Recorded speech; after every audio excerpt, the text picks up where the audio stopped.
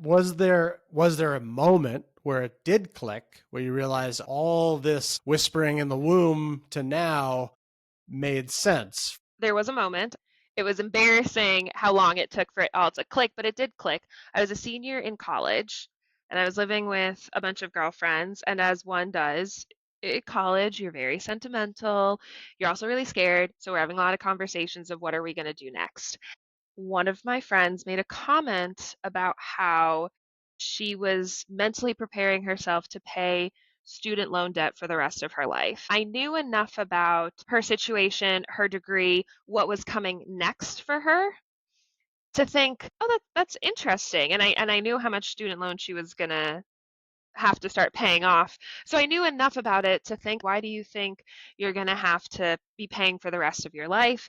And she shared the amount that she was going to pay every month, and I said you should pay off more, right? Like you could get that taken care of real quick. And that's when the conversation started happening. Oh, well, I can't because I actually don't want to move in with my parents and save up. I want to move in the city and I want to get my own place and I need to get a new car. And it was all of these things of, I need this, I need this, I want this, I want this. And that was a moment that has always stuck with me. This is really what the culmination of all of these teachings since I was in the womb have led up to, because fundamentally, I am looking at this situation very differently. And I think most people would have actually had the same reaction as my friend in her situation. And so that's the moment that's always stuck with me of it all clicked. Think Jess's attitude around that probably came out of watching how her parents lived their lives. And this is the first time I've heard her tell that story in quite that way. And I think her girlfriend is an illustration of what I call the tyranny of must-haves. The reason that her girlfriend was not going to be able to pay off her student debt anytime soon was, I must have this, I must have this, I must have this.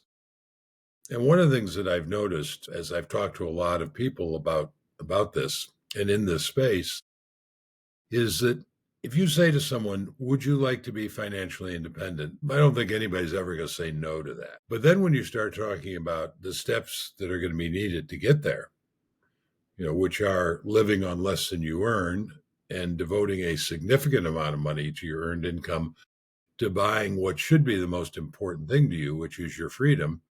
Well, that's when you start getting to say, well, that sounds good, but I got to live in this neighborhood.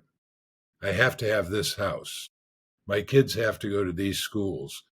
I have to have these 2 leased luxury cars. My reaction to that is always, well, it's your life, it's your money. You can spend it however you choose. But unless I have to have financial independence is number one, you are probably never going to get there.